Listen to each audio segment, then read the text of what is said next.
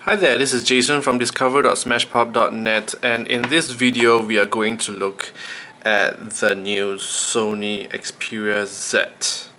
Alright, it's not launched in Malaysia yet, probably next month, and we've been using this device for about 2 weeks now, so I guess it's about time for us to show you what's good and what's not about the phone.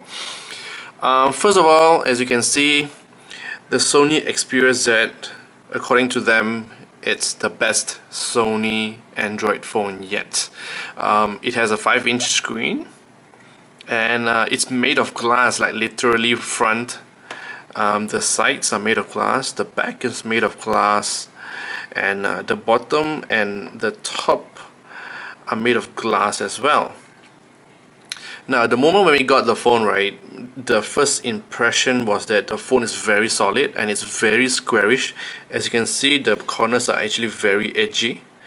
And one thing nice about the design of the phone is that the top end and the bottom end of the phone is actually symmetrical, but just that the top end has this Sony logo and a few openings for the camera.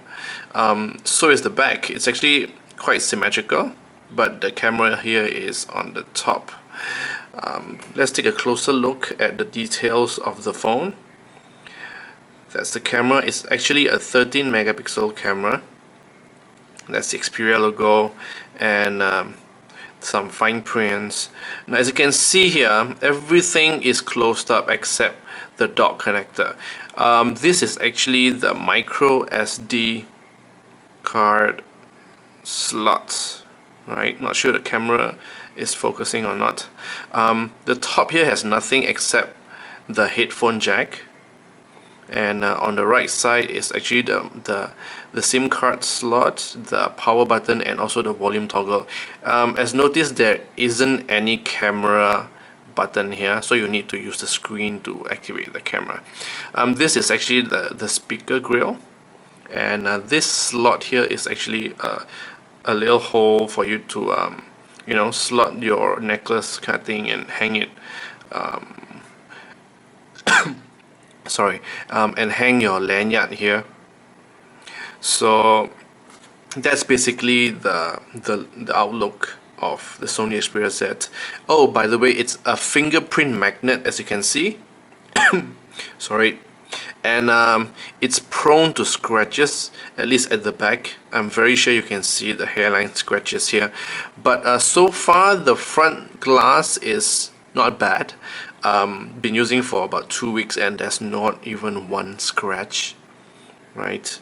Alright, now let's take a look at the inside of the Sony Xperia Z. Okay, so this is the home screen of the Sony Xperia Z.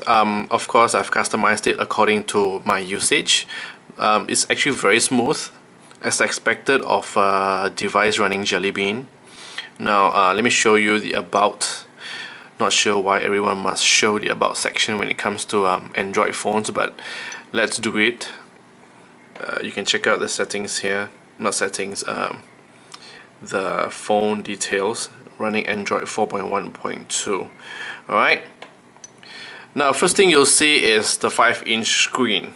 To us, the screen is not as big as expected. Because why? Because they have actually allocated this portion at the bottom here for the 3 Android keys, the back, the home, and also the multitasking screen. Right.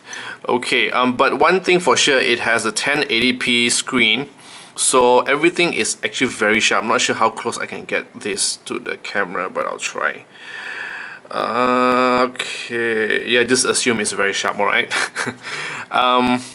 The pull down menu is actually different from Samsung, because you can't slide the controls here, the toggles here, and it's very squarish. Everything is square. Not sure why. Probably that's the Xperia style of the theme. I like some of the widgets here by Sony. The widgets for weather looks good. The settings widget, I mean, looks good as well. Another thing is, of course, oh, by the way, the camera, I will not talk about it. I'll talk about the camera in another post, in another video, because I'm going to compare it with the HTC Butterfly and also the Samsung Galaxy Note 2. Alright, now this is how the folders look like, similar to other Android devices like the Samsung ones. One thing I've always liked about the Xperia theme is that for the app icons, you can sort based on your own order, alphabetical, most used, and recently installed. Okay, another thing is this. This is actually the multitasking screen. As you can see, Sony has customized the interface a lot. As usual, we can swipe left or right to remove them, but there is no button for us to remove all background apps. So I'm sure you understand the pain of closing every single thing here, right? Like this. Oh my gosh. Alright, now tapping on this multitasking button brings up this menu as well. It's actually called small apps. It's things like the mini calculator, timer, notepad, and of course the audio recorder. Pressing the plus button will actually allow you to install more small apps and download new ones from the App Store, the Play Store. What else can I show you? The camera, yes, another time. It has Google Now as well, as usual. And what else can I show you? Oh, also, when you want to add a new widget to the home screen, just press and hold. And this is the interface by Sony. It's the Xperia theme. Yeah, you can view your different home screens here, and if you want to change theme, you can just press here. If you want to install widgets, you can press here, and it will load the widgets at the bottom of the screen.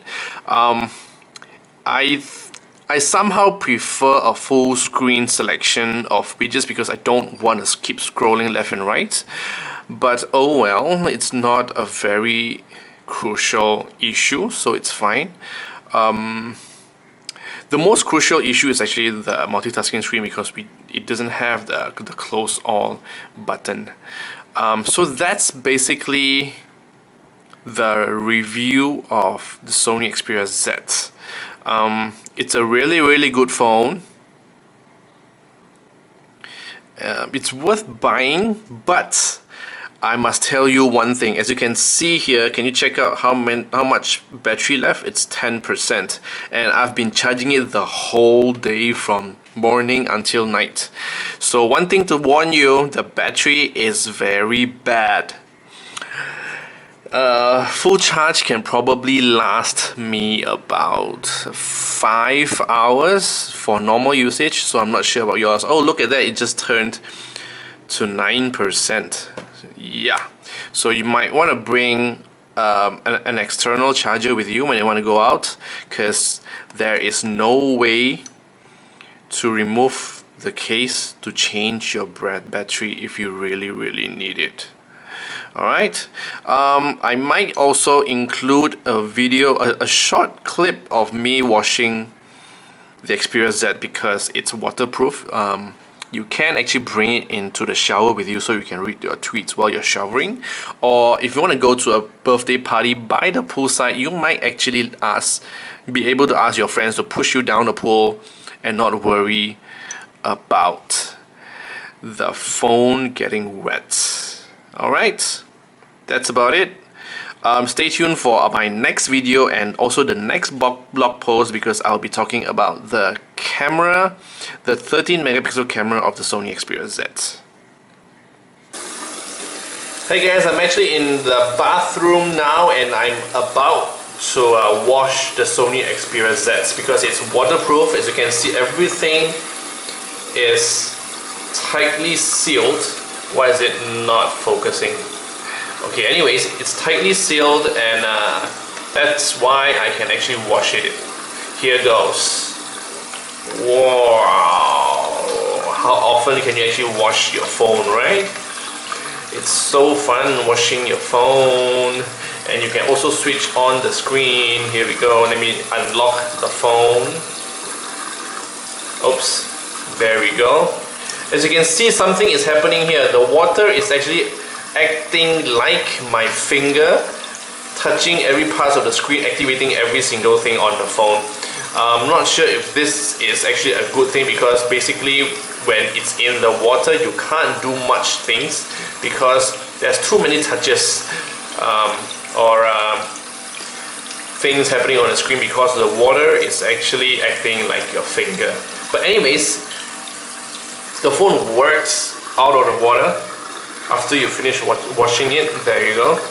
You can still do stuff. You can still read your Instagram, you know, and all those things. So yeah, the Sony Xperia Z is waterproof.